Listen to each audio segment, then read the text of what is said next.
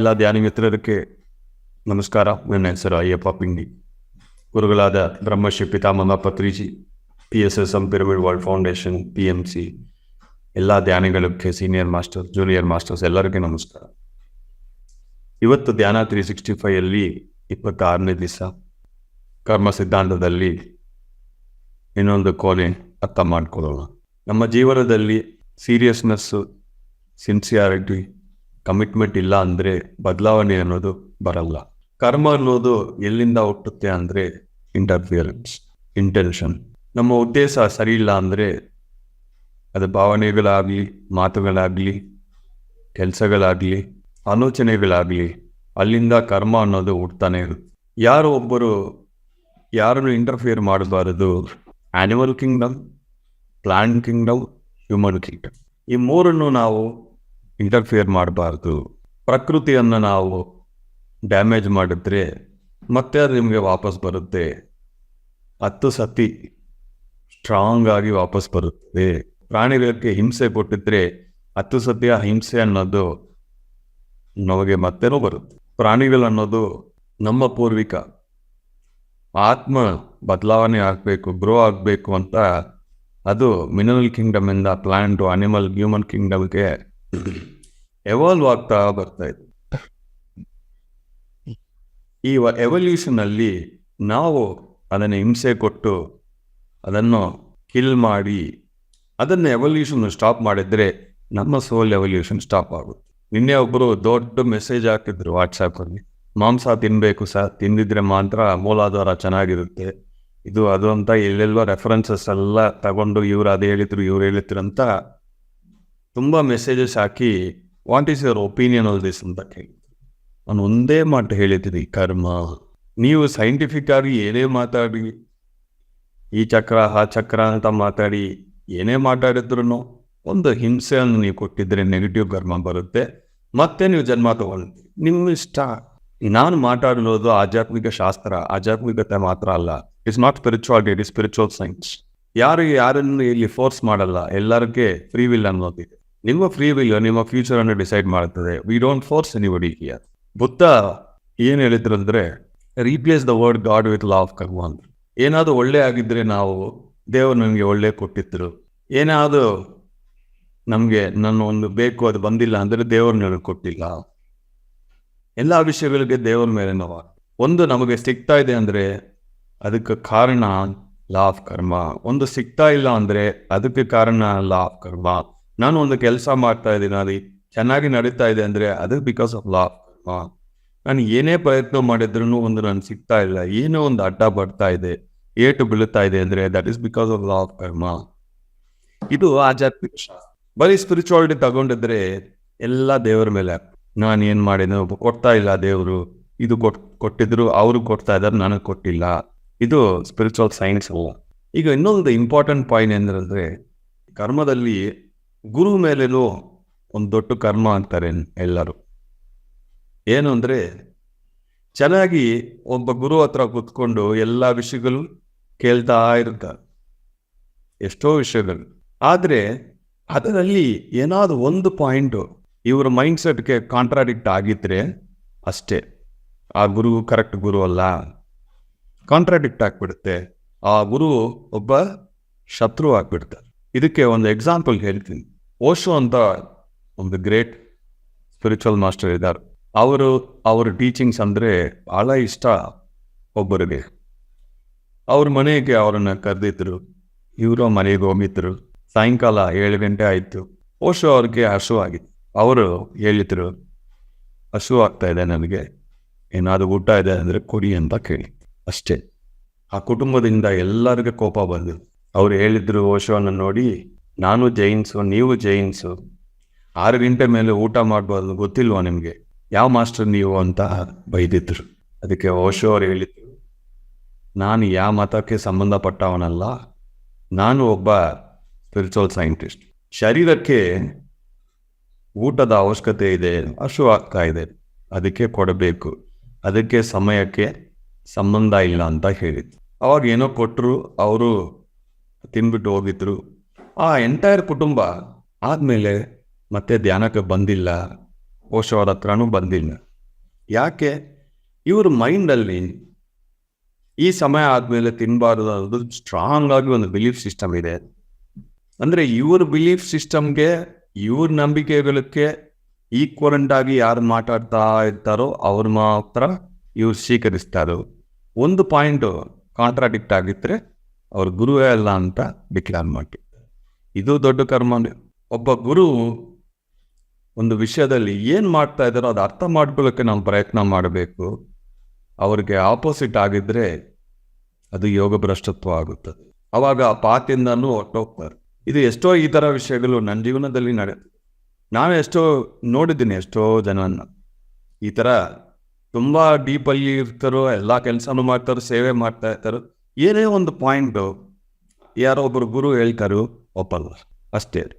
ಅಲ್ಲಿಂದ ಮೆಡಿಟೇಷನ್ಗೆ ಅಗೇನ್ಸ್ಟ್, ಆ ಗುರುಗೆ ಅಗೇನ್ಸ್ಟ್, ಆ ಸೊಸೈಟಿಗೆ ಅಗೇನ್ಸ್ಟ್ ಹೋಗ್ಬಿಡ್ತಾರೆ. ಹೋಗಿ ಏನು ಮಾಡ್ತಾರೋ ಮತ್ತೆ ಇನ್ನೊಂದು ಜನ್ಮ ತಗೊಂಡು ಅಲ್ಲೇ ಬರೋದು. ಈ ಒಂದು ನಿಮ್ಮ ಫ್ಯೂಚರ್ ಯಾರು ಡಿಸೈಡ್ ಮಾಡ್ತಾರ? ಗುರು ಅಲ್ಲ, ನೀವೇ.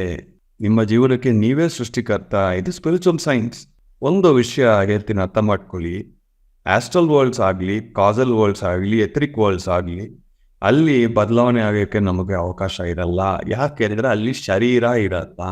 ಗ್ರೋತ್ ಬೇಕು ಅಂದರೆ ಈ ಭೂಮಿಯಲ್ಲಿ ಮಾತ್ರ ಸಿಗುತ್ತೆ. ನೀವು ಮನೆಯಲ್ಲಿ ಕೂತ್ಕೊಂಡು ಎಷ್ಟೇ ಎಕ್ಸಾಮ್ಸ್ ಬರೀರಿ, ಎಷ್ಟೇ ಪ್ರಿಪೇರ್ ಮಾಡಿ, ಕೊನೆಯದಾಗಿ ನೀವು ಹೋಗಿ ಆ ಪಬ್ಲಿಕ್ ಎಕ್ಸಾಮಲ್ಲಿ ಬರೆದು ಅಲ್ಲಿ ಏನು ಮಾರ್ಕ್ಸ್ ಬರುತ್ತೋ ಅದೇ ನಿಮ್ಮ ಸರ್ಟಿಫಿಕೇಟಲ್ಲಿ ಬರುತ್ತೆ. ನೀವಲ್ಲಿ ಹೇಳ್ಬೋದು, ನಾವು ಮನೆಯಲ್ಲಿ 100 ಔಟ್ ಆಫ್ 100 ಬಂದಿದೆ ಪ್ರತಿ ಎಕ್ಸಾಮ್ಗೆ, ಮತ್ತು ಇಲ್ಲಿ 90 ಬಂದಿದ್ರೆ ಅಂದರೆ ಯಾರು ಕೇಳಲ್ಲ. ಆ ಥರ ನೀವು ಆಸ್ಟ್ರಲ್ ವರ್ಲ್ಡ್ಸಲ್ಲಿ ಎಷ್ಟೇ ಕಲೀರಿ, ಎಥರಿಕ್ ವರ್ಲ್ಡ್ಸಲ್ಲಿ ಎಷ್ಟೇ ಕಲೀರಿ, ಕಾಸಲ್ ವರ್ಲ್ಡ್ಸಲ್ಲಿ ಎಷ್ಟೇ ಕಲೀರಿ, ಆದ್ರೂ ಈ ಭೂಮಿಯಲ್ಲಿ ಬಂತು ಇಷ್ಟು ಜ್ಞಾನವನ್ನು ತಗೊಂಡು ಎಷ್ಟು ಸಾಧನೆ ನೀವು ಮಾಡಿದಿರಿ, ಪ್ರತಿ ಒಂದು ಪರಿಸ್ಥಿತಿಗೆ ಹೆಂಗೆ ನಿಲ್ಸ್ಕೊಂಡಿದ್ದೀರಿ, ಇದೆಲ್ಲ ನೋಡಿಬಿಟ್ಟೆ ನಿಮ್ಮ ಪರ್ಸಂಟೇಜ್ ಆಫ್ ಗ್ರೋತು ಡಿಸೈಡ್ ಮಾಡುತ್ತದೆ. ಎವಲ್ಯೂಷನ್ ಅನ್ನೋದು ಎರ್ತಲ್ಲಿ ಮಾತ್ರ ಸಾಧ್ಯ, ಹೈಯರ್ ವರ್ಲ್ಡ್ಸಲ್ಲಿ ಇಲ್ಲ.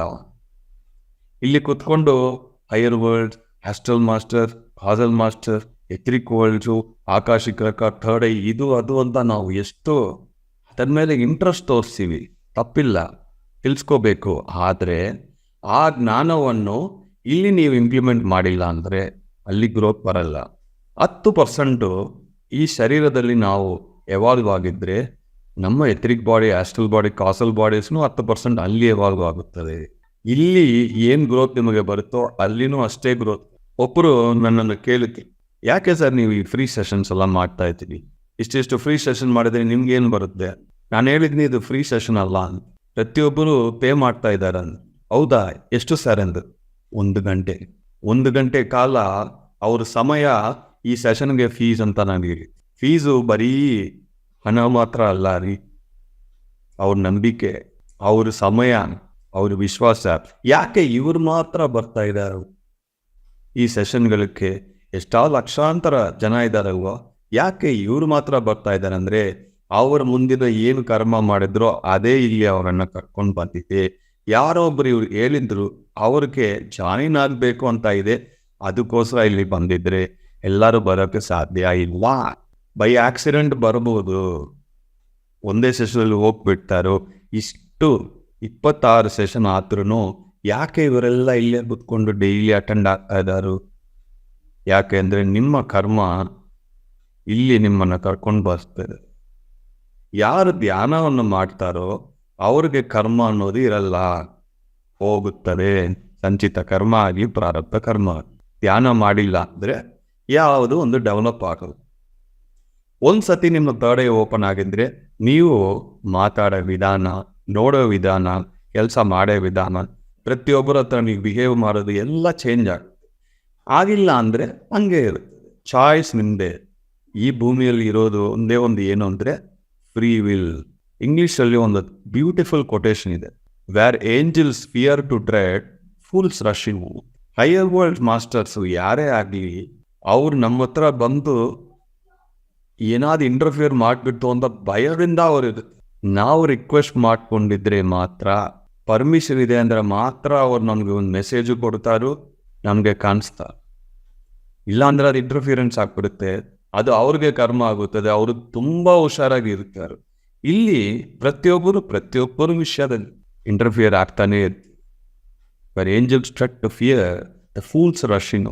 ಇದೊಂದು ದೊಡ್ಡ ಕರ್ಮನೆ.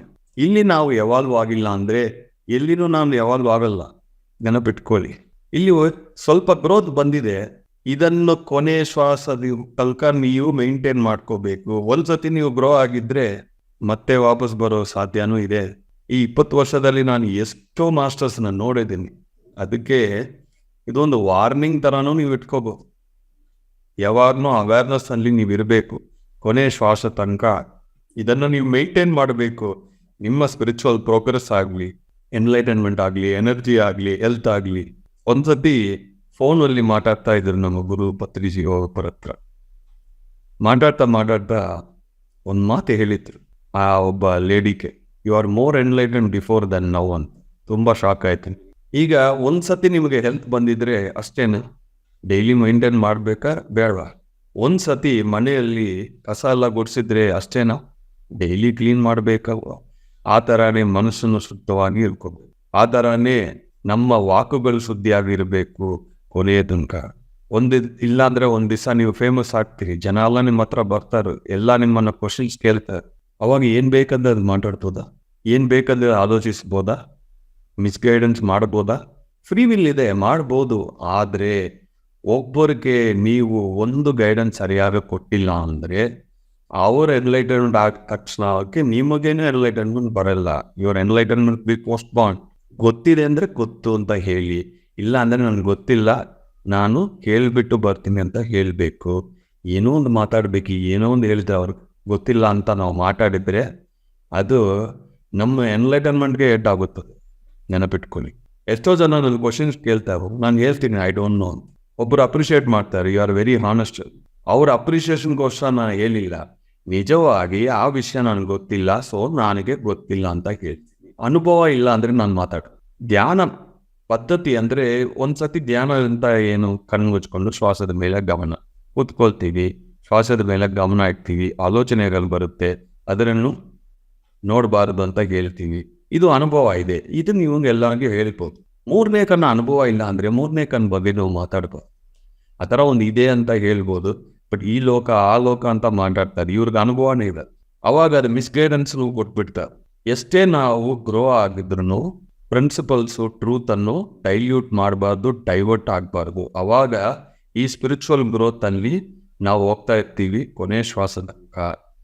ಅವಾಗ ಎಲ್ಲ ಶರೀರಗಳು ನಮಗೆ ಪ್ರೋಗ್ರೆಸ್ ಆಗುತ್ತದೆ. ನೆಕ್ಸ್ಟ್ ನಾವು ತಗೊಳ್ಳೋ ಜನ್ಮನು ನಮ್ಮ ಕರ್ಮದಿಂದಾನೇ ಆಗುತ್ತದೆ. ಇದು ಚೆನ್ನಾಗಿ ನೆನಪಿಟ್ಕೊಳ್ಳಿ. ಫ್ರೀ ವಿಲ್ ಅನ್ನು ಮಿಸ್ಯೂಸ್ ಮಾಡಬಾರ್ದು, ಬರೀ ಯೂಸ್ ಮಾಡಿ. Thank you very much masters.